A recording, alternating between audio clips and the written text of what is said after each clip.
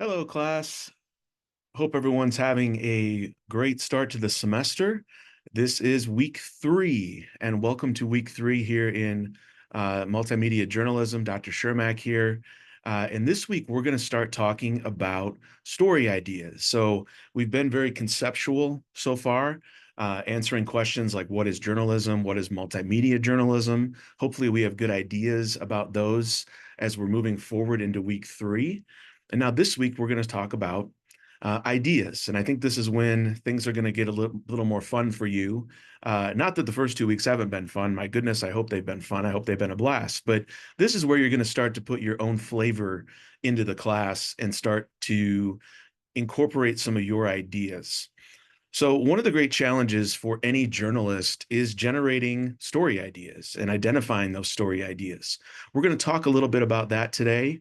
You're going to have a reading this week related to that as well.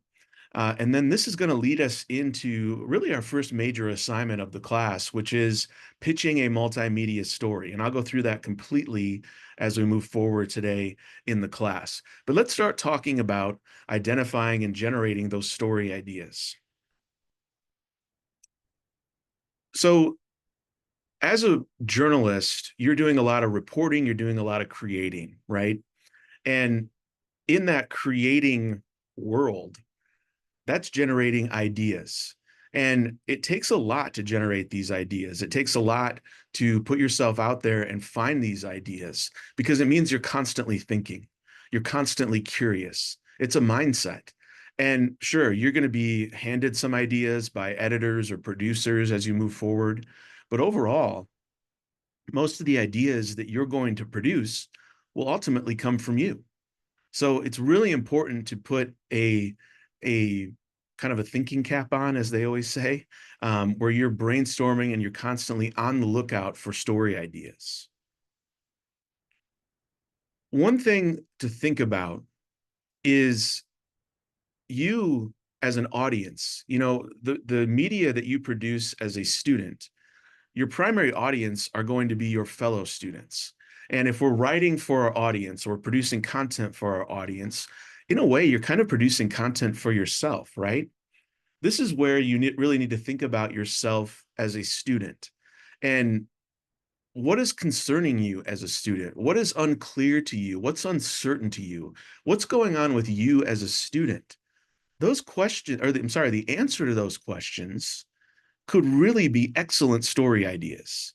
What do you want to know? What are you wondering about?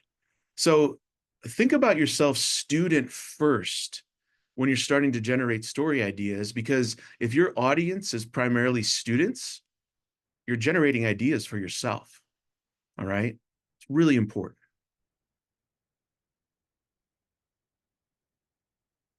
I think it's really critical whenever you're creating content to have some kind of idea of who your audience is. So for this class, not only on this first pitch, but for the projects that we do throughout this class, I want you to consider yourself sort of loosely part of the Questonian staff. What's the Questonian? If you don't know, the Questonian is the student newspaper here at Cuesta College. I am the faculty advisor for the Questonian. You can join the Questonian. It's a class. I'll talk more about that as we move forward in our class. But for the purposes of this class, because we need an audience, we need a place where we know our work is going to land in order to make the best work possible, we're going to use the Questonian. So going forward, I want you to think about any work that you produce as far as content goes is for the Questonian audience. So I'm going to talk to you about the Questonian audience, just like I talked to the Questonian staff about our audience. So the Questonian, again, is the student newspaper for Cuesta College. That means that our audience is the Cuesta College community. Now that can mean a lot of different things. So let's dig into that a little bit deeper. First and foremost, the Cuesta College community and our audience is made up of students. It's the largest population in that audience. It's our primary target. Next to that are faculty and staff who will likely read our publication, our news outlet. They're part of our audience. And then, of course, alumni. And I want to add on to that, parents. A lot of parents read student news outlets to find out what's going on with their child's education. So those are our primary parts of our audience for the Questonian, and they should be your primary audience as you create content for this class. So we have kind of a demographic, if you will, for our audience. Now I want you to think about it geographically, because that can help too. Our geographic area, and there's some exceptions to this, we're willing to work with this, but generally you should be thinking about this, that our geographic area runs north to Paso, all right, because we have a Cuesta College campus there, our North County campus. It runs east to SLO, and I know that isn't far because we're in SLO, but I'm talking about the eastern edge of SLO. West to Morro Bay, so it's essentially west to the ocean, and then south to Arroyo Grande. And I say Arroyo Grande because that is where our current South County campus is located. This isn't a massive geographical area, but it's the right size for the size of staff that we will have, because the first thing we want to cover geographically is our campus here in SLO. And if there's news up there, the campus in North County and the campus in South County, but primarily because it's where most of our audience resides, we want to cover our campus. But that doesn't mean we can't cover community stories in this geographic area. So I just want to make mention of that. You can always come back and review these on our slides, but these are really important parameters when you're thinking about story ideas. When we're brainstorming, we don't really want to think about narrowing anything, but we kind of need to narrow things, right?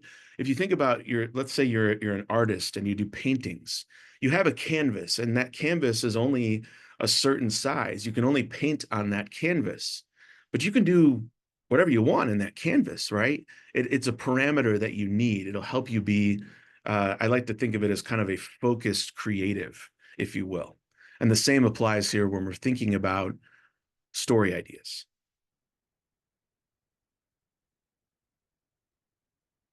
Thinking, observing, questioning.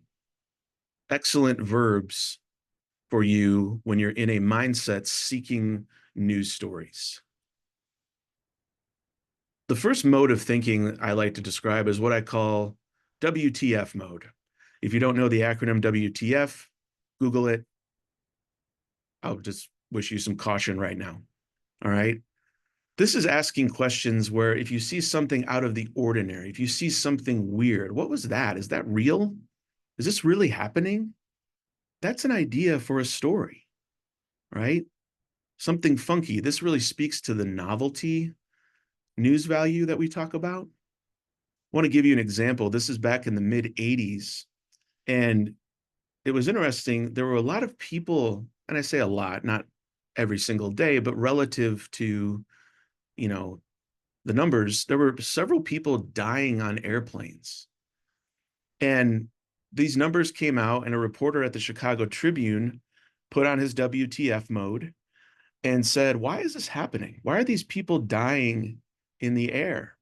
And long story short, what happened was people were having heart attacks. People were having heart attacks in the air. And, when you're a major plane, you can't just land at the nearest airport right away, right? It takes a lot more to do that. And it's something in an emergency where time truly does matter. You can't just land the plane because there's an emergency. You might try your very best, but sometimes you just can't do it in a time where this person can be saved, and people were dying. So the Chicago Tribune did an investigative report on this and found that there really was no way to save people who have heart attacks on airplanes. Several years after this report came out, it's what led to having you see them on the walls a lot in like gymnasiums and schools, and I know we have them here on campus, these resuscitation kits. The acronym is escaping me right now, I forget.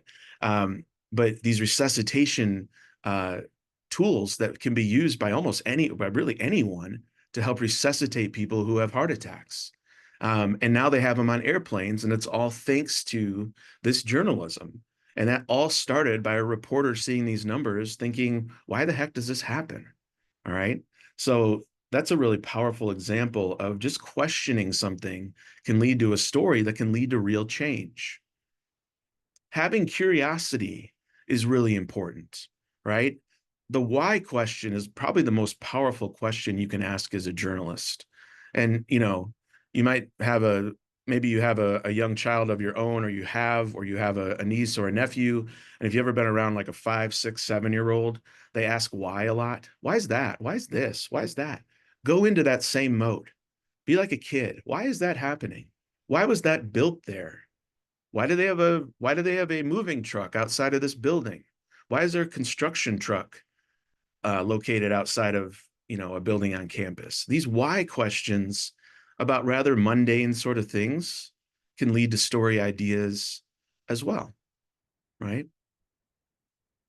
There's a reason why I have you stay up on current events. It's not just to answer quiz questions. It's to understand what's going on in our world, and it's also to understand and generate story ideas. News events are happening all the time. And one of the best ways to think about story ideas is actually follow the news, right? Because what we can do is look at news stories and ask even more questions. So if there's a major news story going on, particularly locally, um, you know, who are the people involved? There's a lot of fascinating people in our world. There's a lot of fascinating people on our campus. Maybe that's an opportunity for a profile. If there is a pattern going on in the news, you see a number of news events. Maybe that's related to crime. Maybe that's related to some kind of fashion. That's a trend story. That'd be a great trend story. And you can even localize that by bringing it to campus. So when we take a national story and we bring it to campus, that's called localization. So a great example is the upcoming any election, really. Any election, say a presidential election, news outlets often localize them and talk to people in their audience, in their local community. Hey, what do you think of this national election? That's localization. All right. What is the meaning of news events? There's a lot of complicated things happening in our world. How can we analyze those and help people understand? That's a good opportunity for some kind of explainer piece. And don't forget, not only is there the current news coverage, there's past news coverage. There's big stories that have happened at Cuesta over the years. So you might look back at some of that past news coverage and ask things like, whatever happened to so-and-so? Great opportunity for another profile story. Is there something that has come back into style, or is it still happening a lot? There's another option for a trend story. How did that all end up? If there was a situation or a major news story going on, how did that resolve? That's an explanation. That's an explainer story. And then don't shy away from crazy ideas. Don't shy away from things that you think, I have this idea, but it's kind of stupid and I don't think it'll work, blah, blah, blah. Go for it. This is where you can bring them to a discussion in the class, pitch the idea, throw something at a wall and see if it sticks, because a lot of times it can stick or we can help it stick. So if you have an idea, you're like, this is way out of bounds, I don't think this will work, we'll let you know, or we'll help you polish it so it does work. So don't be afraid of your ideas. Don't shy away from them. Other ways to generate story ideas. Listen to your friends and family. Listen to your peers. What are they talking about? What's on their mind? What concerns them? It's a really powerful way to generate ideas. If you see something out there, or if you get an idea or a preliminary idea, Google it. Look it up. See what other news outlets have done with it. Maybe there's a hole in their coverage. Maybe there's things they haven't done with it yet that they could have done with it. And that's an opportunity for you to step in and produce that journalism. So do a kind of a preliminary research on your idea. And we can do that so easily now because we can Google it. I mentioned this a moment ago, but the national and international news that's happening in our world, there's always an opportunity for localization. How are those stories being how are those stories affecting people here locally in our community? And they probably are, right? There's some heavy things happening in our world. How are they affecting people locally? Check out social media. Look at the Cuesta college accounts. Look at maybe the hashtag for Cuesta. Look at other social media accounts related to campus that are run by clubs or organizations. What's going on there? Sort of along those same lines, look at Cuesta calendars, event calendars. Those can help generate story ideas. A lot of organizations on campus, because they have to, because of sunshine laws, they have to publish their meeting agendas. You can look at those agendas. You can look at those minutes and what has been planned to say or what has been said at those meetings. That'll generate story ideas as well. Lots of opportunities if you just dig in a little bit for story ideas. In this class, we're doing multimedia journalism. What I just talked about is applicable to any kind of journalism, whether it's, a text first story like an article or a multimedia story. But some things you want to think about specifically for multimedia are audience engagement. How well is the audience going to interact with this story? How will they feel about this story? What does this do for our audience? And this doesn't mean that every story you do is going to knock the socks of the audience off and blow them away, and it's going to be this really high engagement. But if you're deciding between two ideas and one of them is probably going to be more engaging for the audience, I would do the one that engages with the audience, that gets more responses, more interaction, more views. That's an okay thing. You want to think about, where is this story going to land? What platform is this going to land on? Where do I envision this story landing? Is it a video? Okay, if it's a video, is it a video that's going to land on YouTube? Is it a video that's going to land on Instagram? Usually YouTube videos are a little bit longer than something you might put on Instagram. Instagram videos are probably like 30 to 60 seconds. YouTube is a better place for more long form stuff, but I would still keep it relatively short. You got to think about that end product as well. What are the multimedia elements that are part of your story? So we talk about these four things that are part of a multimedia story: text, images, video, audio.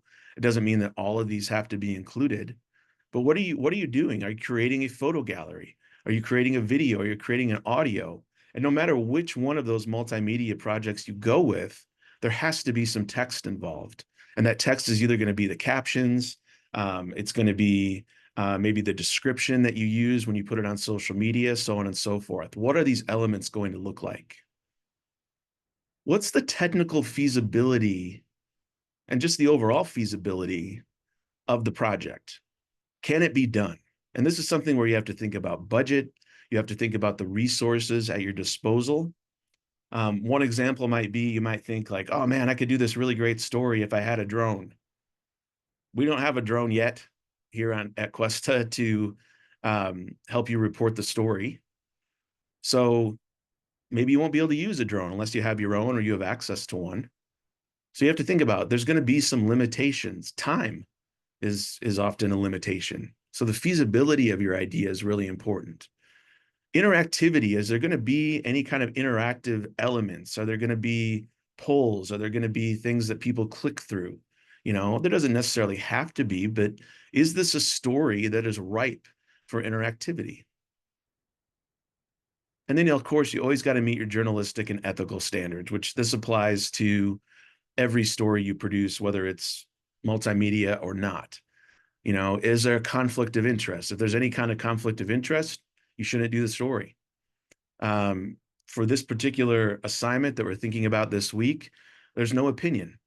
It's pretty rare that multimedia journalism, at least these days, has opinion in it. There's some out there, but for this class, we're not really going to do opinion pieces for multimedia journalism. So consider those ethics and those journalistic standards as you're considering your idea. Just some multimedia story types that I'm going to use as an example. This is not exhaustive whatsoever.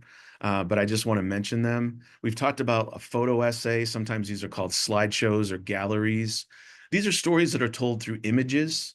They can be, in order. They can be, in order of time. But with each image, you're going to need a caption. So that's your text. These are very photo heavy. These are great for events, maybe like a building tour. They typically end up in the news section, sports, features, arts and entertainment. So that's kind of one type you can think about for multimedia. Another is like a TikTok style video, means these are very brief, 30 to 30 seconds to maybe 3 minutes. That's even pushing it. I would probably say keep it to about 1 to 2 minutes. Ideally, these are kind of from the scene where the news is happening. It maybe shows you on the scene. Um, they're going to have either written or spoken narration behind them, interviews. There's a ton of possibilities here for a video. And what's cool is TikTok videos, these TikTok style videos can also be put up on Reels, on Instagram. They're very versatile. Um, but these can also land in news and sports, features, arts and entertainment. There's a lot of different great section spots for these. Another thing we're thinking about, this is sort of another place to put um, a photo story is on Instagram as a carousel. And carousel just means you can, swipe right or left to kind of bounce between the stories. Obviously, these are photo based. They could be photos as sort of a video and with narration. If they're still photos, they should have a caption. So this is a photo essay for Instagram. So just a couple ideas, again, thinking about where's the ultimate landing spot going to be for my multimedia project. And that's going to help you create it because you have the end goal in mind as you move forward. All right. So let's talk about the story pitch that you're going to do for this week's assignment. This is going to be done in a discussion board, and this gives me a great opportunity to introduce all the baseball references I've ever dreamed of using. First off, what is a story pitch? A story pitch for the journalist, for you, the reporter, is an opportunity to kind of create an outline for your idea, to take some of the things that are floating around in your head and put those into maybe a little bit more of a constructive format to help you organize and generate the final piece of journalism. Once you do that, it's a chance to share your idea. In this case, we're going to be sharing it in a discussion board to receive feedback. And then eventually, and it won't happen this week, eventually you'll get a quote unquote approval for your idea, a green light to then go out and create that idea. And for your peers, it's an opportunity for them to get feedback. And you want to try to avoid duplication as much as you can. That's another chance when you have these pitch meetings or these forums like we'll create in the discussion board with your ideas. You can avoid duplication that way, which is really important. We don't want to duplicate each other's ideas. So you will be pitching a story this week and you'll be getting feedback this week. I'll be grading those pitches, but that doesn't necessarily mean that I'll be approving them. The approval of a pitch will come later in the semester. Before we get into what elements should be included in your pitch, there's a few things to keep in mind. Any of the work you do for this class and any work you do for any journalism class you'll ever take with me is going to be ready for showtime. It should be ready to be viewed by the public. Journalists don't have the option saying, oh, I just want to write a story, but I don't want anyone to read it. That's not a thing. That's not journalism. So you should always assume that the work you're doing in journalism will be viewed by the public. And that's the same case here. This assignment, you should think about it when you're thinking about your pitch, will be published on the Questonian, either on the Questonian website, social media, whatever it may be. It's going to face the public eventually. So you really need to think about that as you create your pitch, because that changes who your audience is. That changes the platform and the format of your journalism. It's really important. So make sure you keep that in mind as you're coming up with your pitch for this week. Let's get into what the pitch will entail. And all of this information is included on the discussion board instructions in great detail, but I'm going to walk you through it here verbally as we meet together here on the video discussion. So your pitch should include video, audio, photo. What I mean by that is you're going to tell us, what is your end product going to be? Is it going to be a video? And for video, we're looking for something that's anywhere between 30 seconds and 120 seconds, 2 minutes. For audio, we're looking for something that's anywhere between 3 to 6 minutes. And for photo, we're looking for some kind of photo gallery or slideshow that contains 6 to 12 images with captions. So you need to identify right at the outset which one of those three is your product going to be. Okay, we're not writing articles.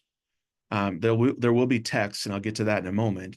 But we're not writing articles and then adding multimedia. We're doing multimedia first. Okay. Story slug. That's a 2 to 3 word label for your work. That just helps us identify it when it's going through the production process. I want you to get used to this terminology. That's a story slug. You're then going to describe the story idea or concept. Couple sentences. What is it about? If you were just to tell your roommate or your friend what your story was about, how would you explain it to them? That's what this part is. The 5 W's and 1 H. Who, what, where, when, why, and how. Answer those questions. Who does it involve? Where is this located? What is it about? Why the story? Why this? Try to answer as many of those as you can in order to help you structure the story. Now, I'm guessing you haven't done the reporting on the idea yet, and some of those you may not be able to answer. Just make note of that. That's okay. News values. We've talked about them the first 2 weeks of class. Your week 2 slides might be your best reference. I want you to address all 6 news values in your discussion board post with your pitch. So timeliness, conflict, novelty, impact, proximity, prominence. Talk about how those are involved in your story pitch. It's going to help you create a better story. Some of them may not be involved at all. That's fine. Just mention that. Okay. Sources. You should name at least 2 sources you plan to interview for your story. These don't have to be specific people. For example, if you're doing a story about Hispanic Heritage Month, let's say, which by the time we get to these, Hispanic Heritage Month will be over, so don't do that idea. But Hispanic Heritage Month, and maybe you want to interview someone, maybe you want to interview faculty who are running a Hispanic Heritage event on campus, right? It doesn't have to be the specific name, but generally speaking, a description of the person. Publishing platform. Where do you want this to land? Again, this is going to be published on the Questonian. You have a couple of options there. I've listed those in the discussion assignment. It may land on a couple of different platforms that we have. Maybe it goes on the website and the YouTube channel. Maybe it goes on the website and the Instagram account. So there's a couple of options there that you can choose from. Knowing where this story is going to go is going to help you create and structure the story. What multimedia elements are you going to include? So if you're going to do a video, try to describe it for us. What are some of the shots you're hoping to get? What's maybe the narrative arc that you're going to create? If you're doing a photo, what are some of the photos you want to get? Are they going to include people? Hint, hint, they should. You should always include people. What angles are you going to use? What's that story arc look like? For audio, are you going to use natural sound? You probably should. Are you going to use interview sound? You probably should do that too. Are you going to use narration? You probably should use that too, right? Some of these things we haven't talked about yet. I get that. That's why this is what I call a preliminary pitch, and we'll learn these throughout the semester. But this is just a chance to get some ideas out there right now. You're also going to describe what text you're going to use. Now, you might say, well, wait a minute, I'm doing a video, I'm doing a photo, I'm doing an audio. You still need text. What text will you need? If you're going to take audio and put it up on the Questonian Spotify channel, you're going to need a description, right? That's text that you'll need. If you're going to be doing a photo gallery, you're going to need captions. That's text that you will need. If that photo gallery is going to go up as a carousel on Instagram, You're going to need text there, right? As the description for that post. So there's always going to be text involved whenever you're doing a multimedia assignment. Don't forget that. That's why I said required. The last thing, any additional information or questions or concerns you have, you might not feel super confident in your idea right now, and that's okay. That's the reason why you're getting feedback. So if you have some questions maybe that you want to be answered in the feedback, whether that feedback comes from me or your classmates, mention those in your pitch. It's going to be really helpful for you to get specific feedback on specific elements of your piece, or I'm sorry, of your pitch, and then you can take that and apply it as this pitch evolves and improves and moves towards a final project. As I mentioned, you will submit your pitches in a discussion board. There's two parts to this assignment. The first part is submitting your pitch. You need to submit your pitch by the end of the day, Thursday of this week. All right. By the end of the day, Sunday, you should create responses and submit responses to at least 2 of your peers.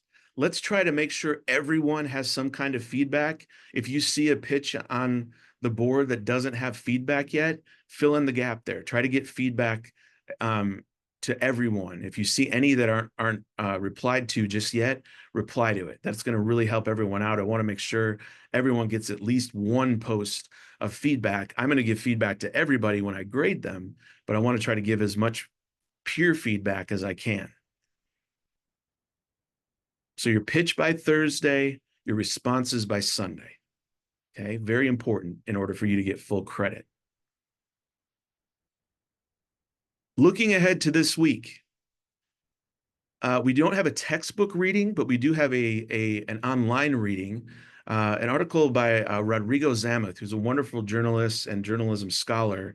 And this has to do with story ideas.